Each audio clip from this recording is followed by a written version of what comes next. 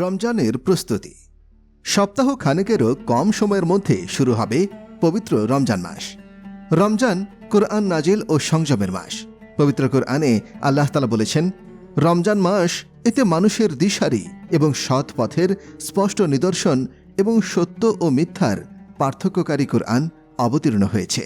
সূরা বাকারা আয়াত ১৮৫। রমজানের রোজা মুমিনকে আত্মিকভাবে পরিশুদ্ধ করে। রমজানের রোজা আল্লাহ তাআলার কাছে এতটাই প্রিয় যে আল্লাহ তাআলা নিজেই এর প্রতিদান দেওয়ার ঘোষণা দিয়েছেন। হাদিসে কুদসিতে মহান আল্লাহ তাআলা বলেন, মানুষের প্রতিটি কাজ তার নিজের জন্য এবং রমজান এর ব্যতিক্রম। রোজা শুধু আমার জন্য, আমি এর প্রতিদান দেব। মুসলিম হাদিস ২৭৬০। রমজান মাস সম্পর্কে বিখ্যাত সাহাবী আবু হুরায়রা রাদিয়াল্লাহু আনহু বর্ণিত, রাসূলুল্লাহ সাল্লাল্লাহু আলাইহি ওয়াসাল্লাম ইরশাদ করেন, তোমাদের কাছে রমজান উপস্থিত হয়েছে। রমজান এক বরকতময় মাস। আল্লাহ তাআলা তোমাদের উপর এ মাসে সিয়াম পালন করা ফরজ করেছেন। এ মাসে আসমানের দরজাসমূহ খুলে দেওয়া হয়, জাহান্নামের দরজাসমূহ বন্ধ করে দেওয়া হয়। এ মাসে অবাধ্য শয়তানদের শিকলবদ্ধ করা হয়। এ মাসে আল্লাহ তাআলা এমন এক রাত রেখেছেন যা হাজার মাসের চেয়েও উত্তম। যে ব্যক্তি এ রাতের কল্যাণ থেকে বঞ্চিত হল, সে ব্যক্তি প্রকৃত পক্ষেই বঞ্চিত। নাসাই হাদিস ২১০৬। হাদিসের আলোকে মুসলিম সমাজে রমজানের আগেই রমজানের প্রস্তুতি নেওয়া শুরু হয়। অনেকেই রমজানের আগের মাসে বেশি বেশি রোজা রাখেন, দান সদকা করেন। আলেমরাও এ বিষয়ে বিশেষ পরামর্শ দিয়ে থাকেন। ১. বেশি বেশি তওবা ইস্তেগফার করা। তওবা সব সময়ের জন্যই আবশ্যক। তবে যেহেতু এক মহান বরকতময় মাস রমজানের আগমন, তাই এ মাসে বান্দার ও রবের মাঝে যে গুনাহগুলো সম্পর্কিত তা থেকে তওবা করা।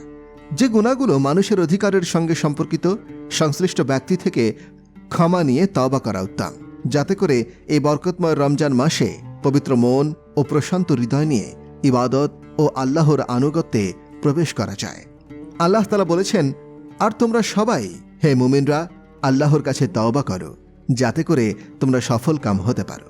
সূরা আন-নূর আয়াত ৩১। হযরত আগার ইবনে ইয়াসার রাদিয়াল্লাহু আনহু বর্ণনা করেছেন, নবীজি সাল্লাল্লাহু আলাইহি ওয়াসাল্লাম বলেছেন, হে লোক সকল, আপনারা আল্লাহর কাছে তওবা করুন, কারণ আমি দিনে তার কাছে ১০০ বার তওবা করি। মুসলিম ২৭০২। ২. রমজানের ফজিলত ও মাসাইল জানার চেষ্টা করা।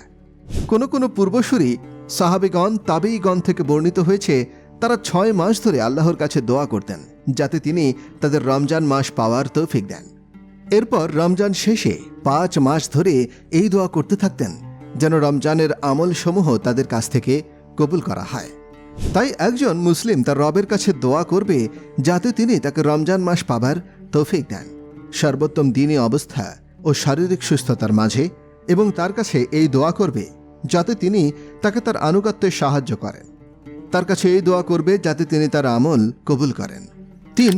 মাগফিরাত ও নাজাত লাভে দৃঢ় প্রতিজ্ঞবদ্ধ হওয়া। রমজান মাসের আগমন একজন মুসলিম বান্দার প্রতি আল্লাহর সুমহান নিয়ামতগুলোর অর্থাৎ অনুগ্রহসমূহের একটি, কারণ রমজান কল্যাণময় একটি মৌসুম। এ মাসে জান্নাতের দরজাসমূহ খুলে দেওয়া হয়, জাহান্নামের দরজাসমূহ বন্ধ করে দেওয়া হয়। এজন্য মাসটি আগমনে আনন্দিত হওয়া।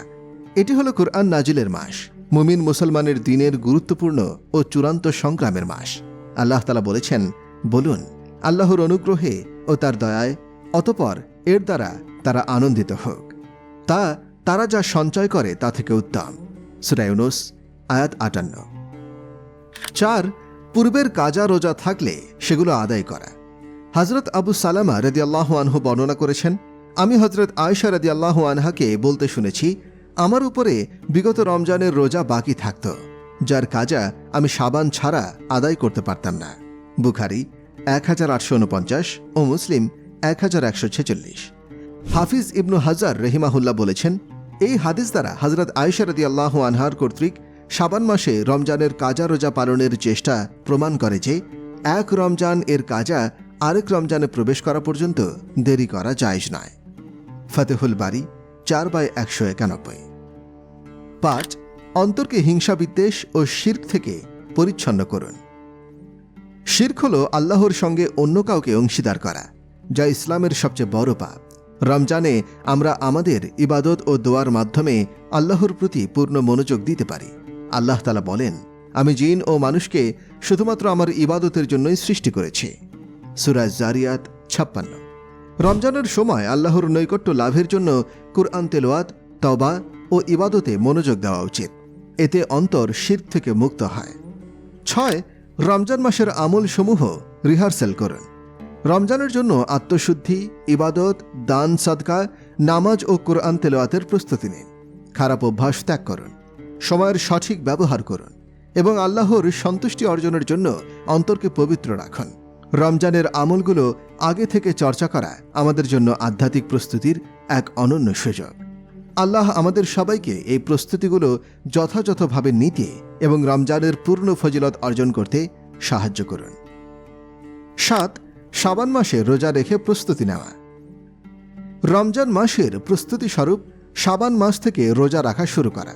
হাদিসে পাকে এসেছে, হযরত আয়েশা সিদ্দিকা রাদিয়াল্লাহু আনহা বর্ণনা করেছেন, রাসূলুল্লাহ সাল্লাল্লাহু আলাইহি ওয়াসাল্লাম এমনভাবে রোজা পালন করতেন যে আমরা বলতাম, তিনি আর রোজা ভঙ্গ করবেন না, এবং এমনভাবে রোজা ভঙ্গ করতেন যে আমরা বলতাম, তিনি আর রোজা পালন করবেন না। আমি রাসূল সাল্লাল্লাহু আলাইহি ওয়াসাল্লামকে রমজান ছাড়া অন্য কোনো মাসের গোটা অংশ সাওম পালন করতে দেখিনি এবং শাবান ছাড়া অন্য কোনো মাসে অধিক রোজা পালন করতে দেখিনি। বুখারী 1868 ও মুসলিম 1156।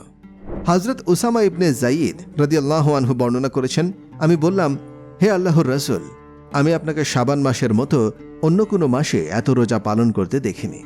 তখন রাসূলুল্লাহ সাল্লাল্লাহু আলাইহি ওয়াসাল্লাম বলেন, এটি রজব ও রমজানের মধ্যবর্তী একটি মাস, যখন মানুষ গাফিল হয়, এবং এমন মাস যখন আমল সমূহ রব্বুল আলামিনের কাছে উঠানো হয়। তাই আমি পছন্দ করি আমার আমল আমি রোজা পালন অবস্থায় উঠানো হবে। নাসাই 2357। কুরআন তেলাওয়াত করা। হযরত সালামাহ ইবনে কুহাইল বলেছেন, রমজানের আগে শাবান মাসকে কারিগণের মাস বলা হতো। হযরত আমর ইবনে কাইস রহমতুল্লাহ আলাইহি শাবান মাস শুরু হলে তার দোকান বন্ধ করে কুরআন তেলাওয়াতের জন্য অবসর নিতেন। হযরত আবু বকর আল বালাখি বলেছেন, রজব মাস হল বীজ বপনের মাস, শাবান মাস হল খেতে সেচ প্রদানের মাস এবং রমজান হল ফসল তোলার মাস। তিনি আরও বলেন, রজব মাসের উদাহরণ হল বাতাসের ন্যায়, শাবান মাসের উদাহরণ মেঘের ন্যায়, রজব মাসের উদাহরণ বৃষ্টির ন্যায়। তাই যে রজব মাসে বীজ বপন করল না, শাবান মাসে সেচ প্রদান করল না, সে কিভাবে রমজান মাসে ফসল তুলতে চাইতে পারে? 9. গত রমজানের ভুলগুলো চিহ্নিত করুন।